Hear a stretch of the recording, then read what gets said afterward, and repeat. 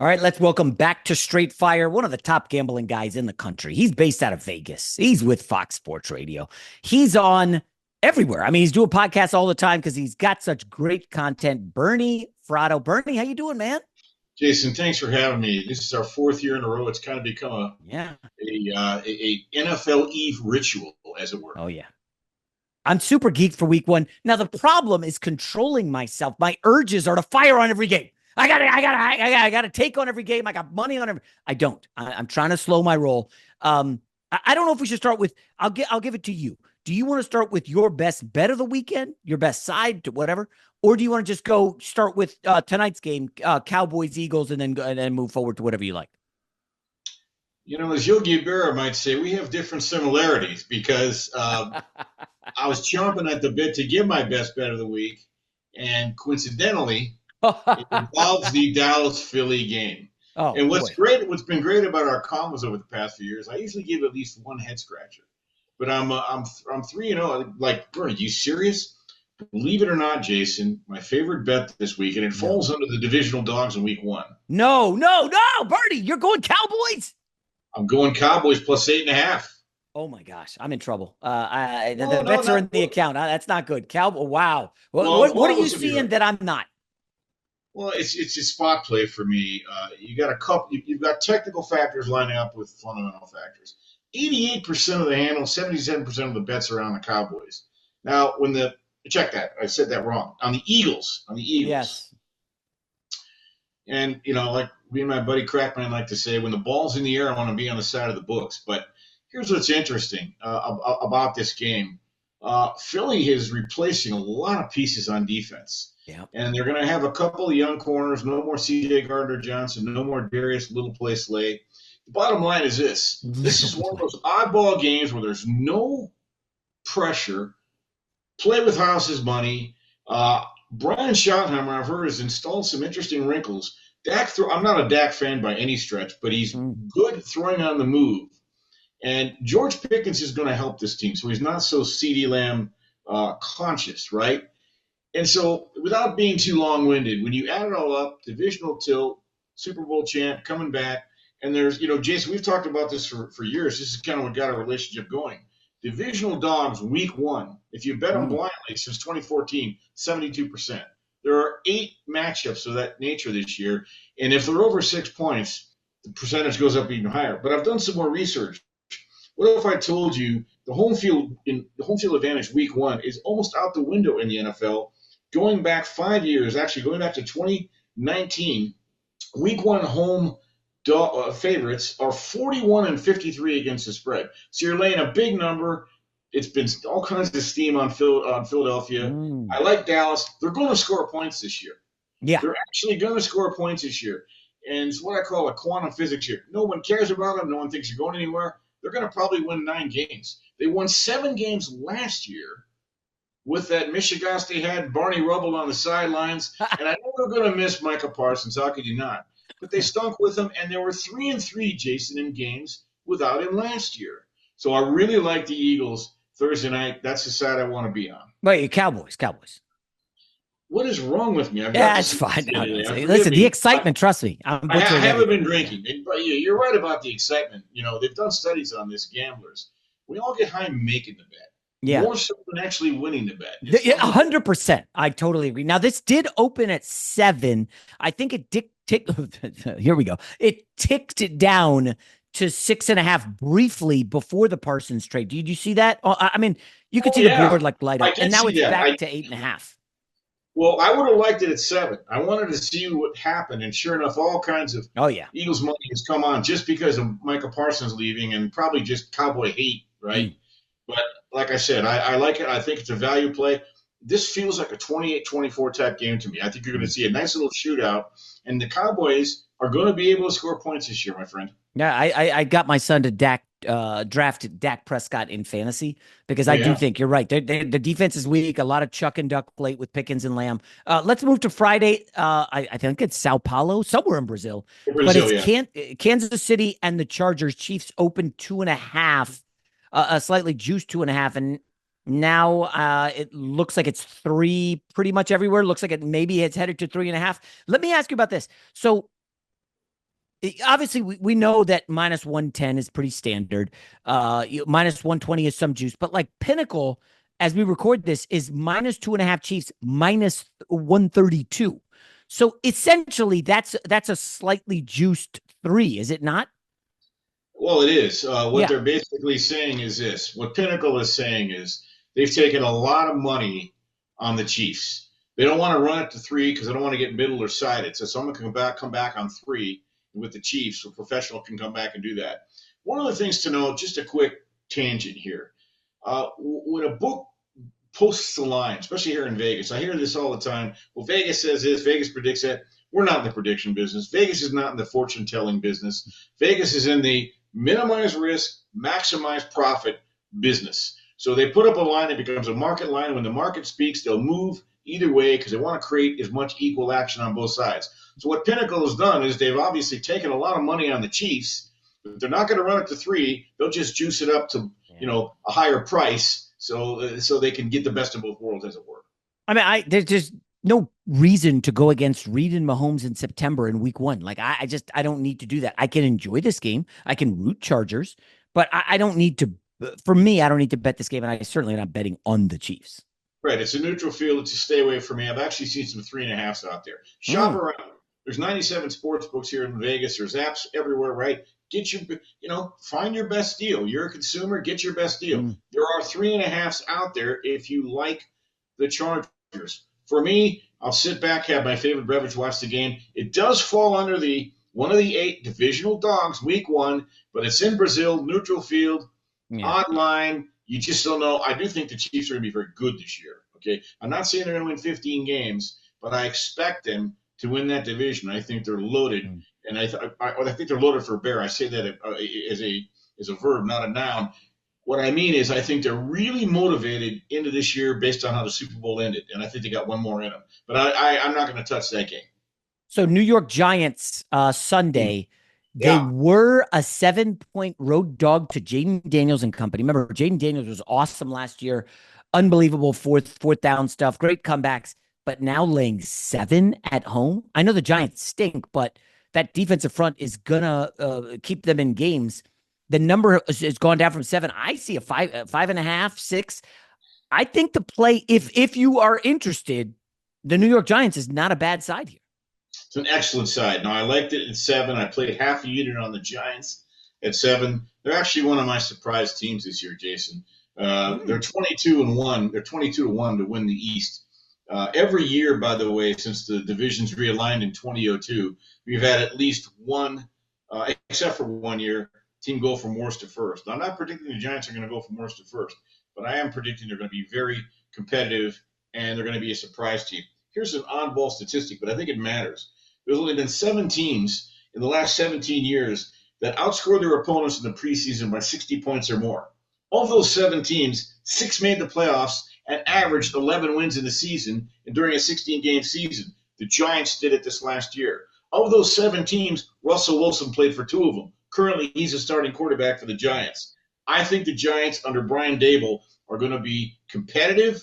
They look to me like a team that's going to give everybody a run for their money. And when you bet against them, you'll pay a tax. That's a heavy line week 1 and another divisional game. So I got the Giants plus 7 for half a unit. I think Rob G loves your Giants stats. He's all over that preseason point differential. Cincinnati, Cleveland is another one.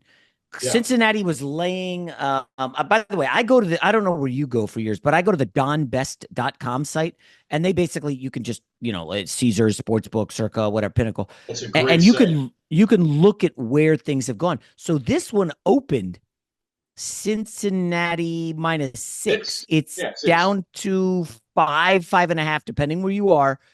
Listen, Cleveland has been a disaster all off season with the Shador nonsense, Joe Flacco, Kenny Pickett, Dylan Gabriel. It's just been a mess. And a lot of people like Cincinnati to do major things this year with Burrow, Higgins, and Chase. And by the way, Chase Brown's not bad either. I would go Cleveland, but I don't know. Talk me into the divisional dog. Well, again, it's another divisional dog. I half a unit on Cleveland, but I got them plus 6. I believe the game is being played in Cleveland.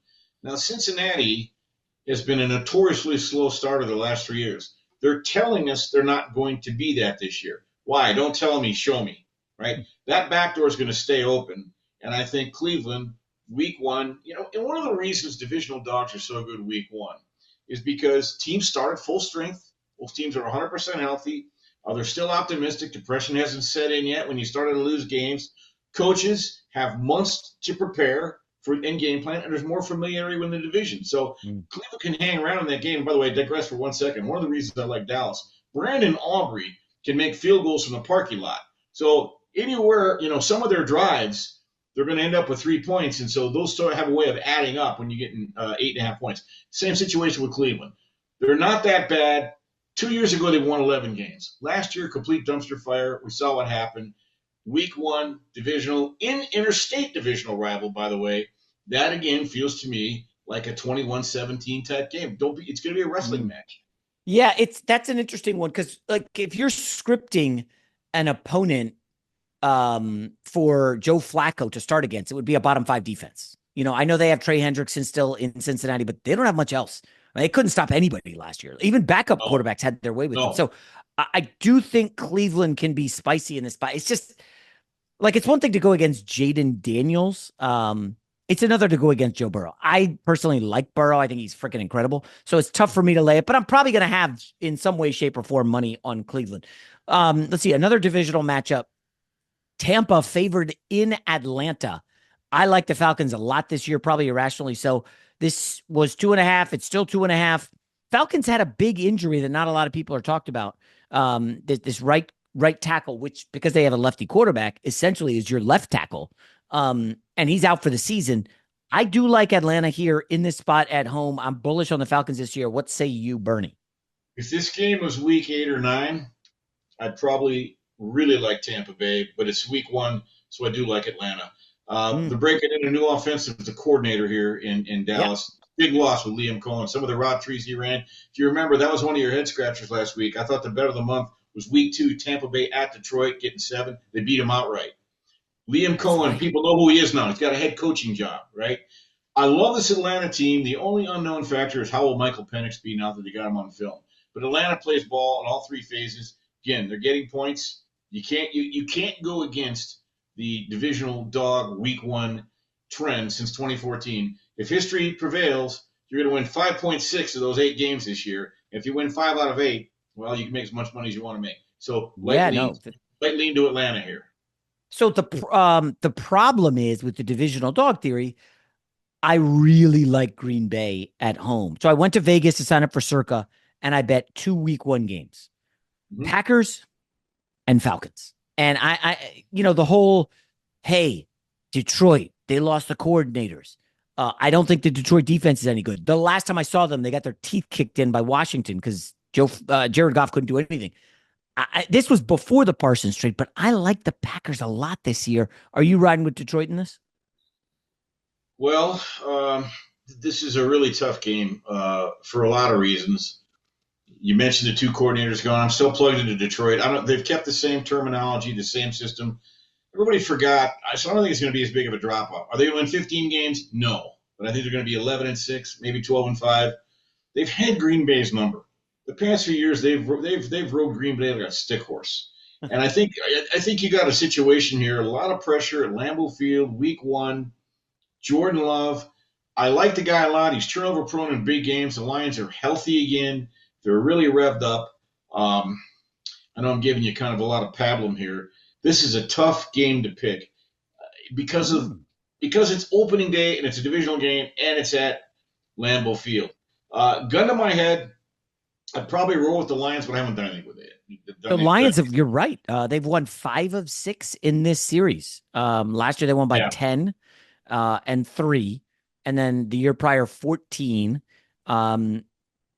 Is that a Dan Campbell thing? Is that a talent? Now listen, Ben Johnson. I think it's a talent thing. I think look. If you remember, Jason, the second half of the game in Thanksgiving last year, the Bears moving ball up and down the field at will. It wasn't because Caleb Williams and Matt Eberflus figured anything out. The Lions were down to the nubs on defense. We got to call a spade a spade. They had 11 guys on injured reserve that had started at one time or another on defense, and the cumulative effect of that. You look at the Lions' defensive metric numbers in December in the playoffs, didn't resemble anything in the first 9 weeks of the season when they were healthy. They're back healthy, and it's week 1. So I think it's a bit of a slight talent mismatch. I know everybody's high in Green Bay. They're a real trendy pick, and for good reason.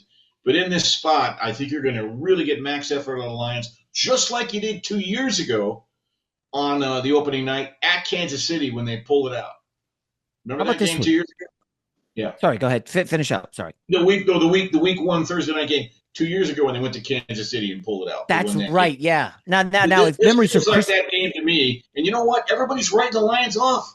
Watch out for the Lions this year. I think they're going to make a hell of a run. I think Chris Jones missed that game, if memory serves. He did. He did miss that game. You're exactly right.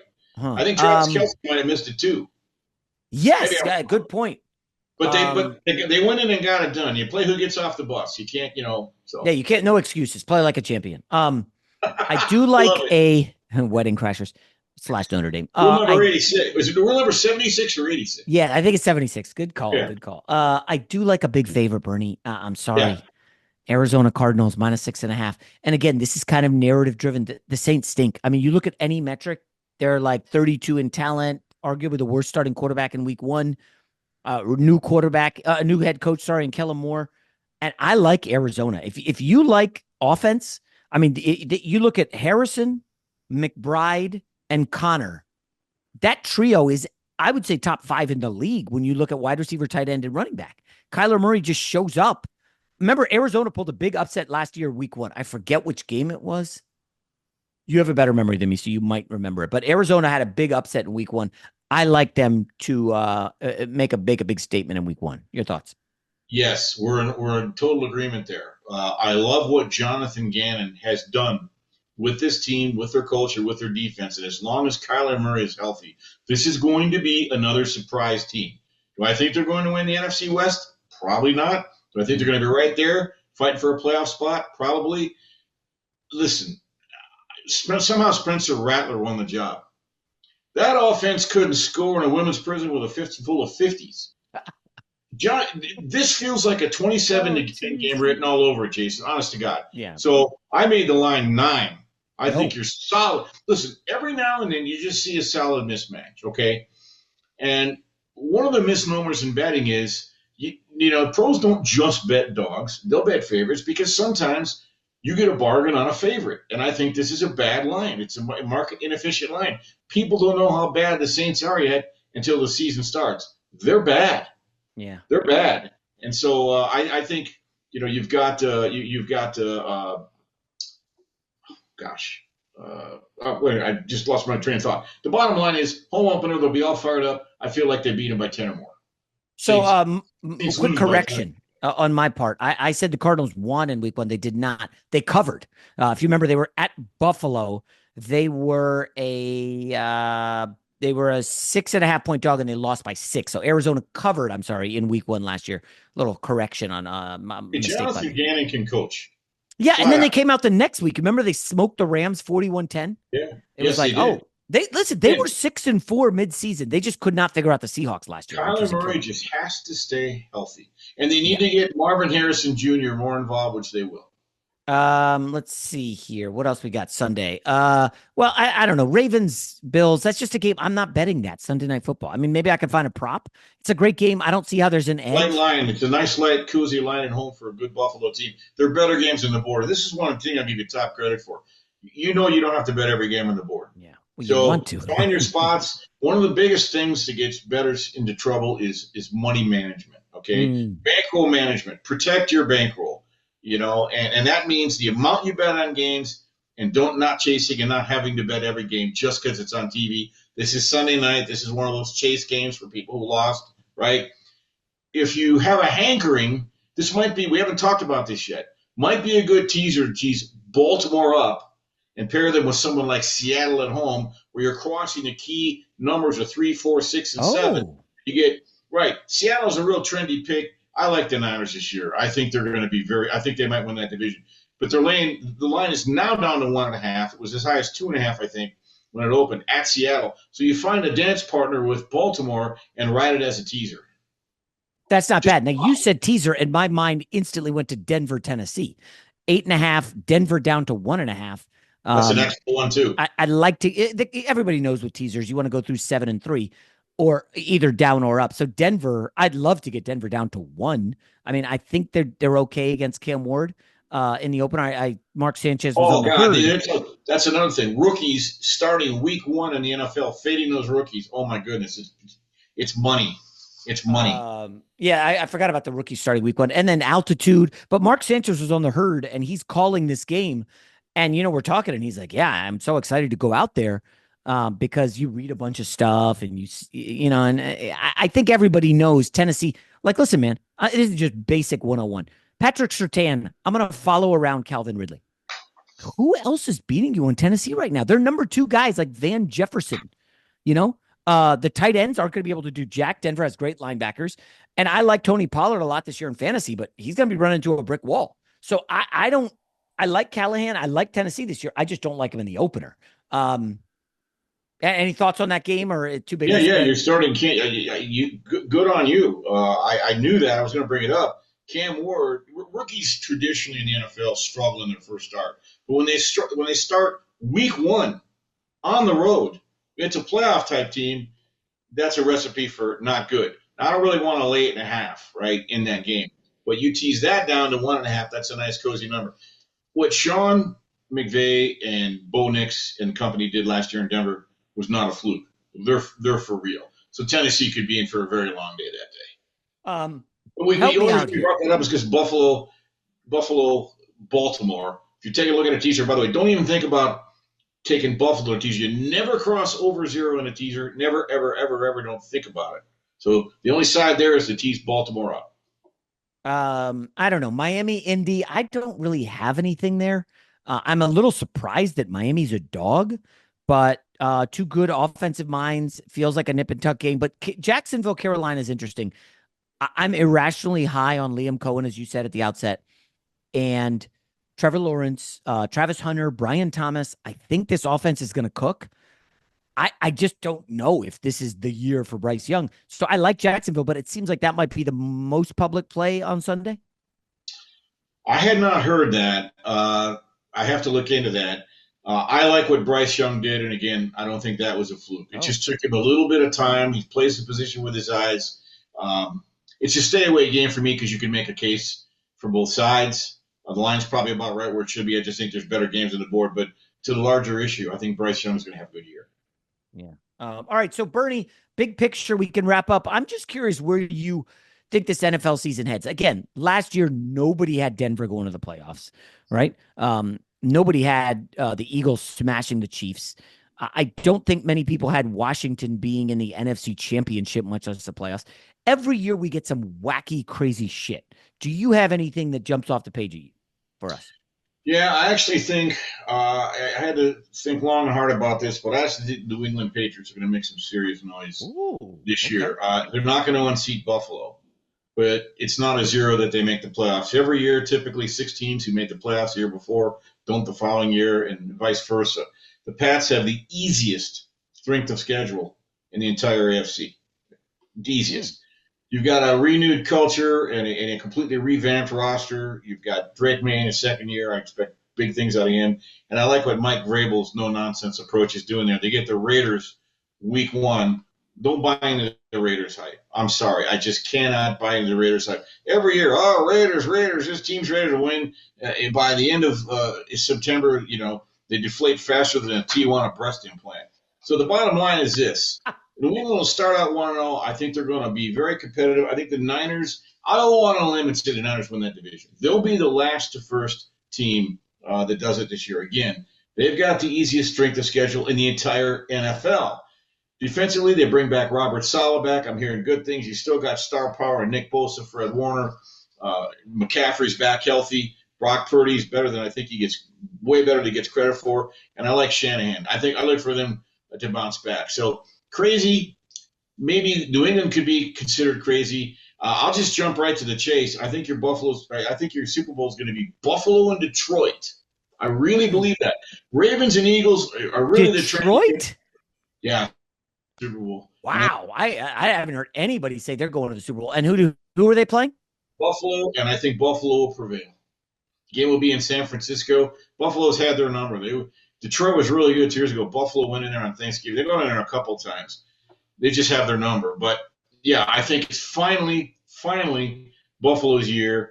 While I think the world of Kansas City, they're going to have to go on the road, win a couple playoff games again this year to get to the Super Bowl. They're not going to do it. It's always something with Lamar Jackson and the Ravens. They told us last year, well, they just needed a running game, so they get Derrick Henry. No. Ed Reed ain't walking through that door, neither's Ray Lewis. Baltimore will be good. They'll be the most disappointing 13-4 team again in the playoffs, and it's just simply going to happen. I think Buffalo's very poised. Yeah, I'm kind of with you. I like the Bills a lot. Bernie Fratto, Fox Sports Radio, straight out of Vegas. I mean, the guy is in Vegas, absolutely cooking with gambling. We got to have you on again mid-season. Assuming you don't make Powerball type money and just vanish off the grid. Bernie Fratto, follow him on social media. Thanks again, buddy. Thank you, Jason. Appreciate it.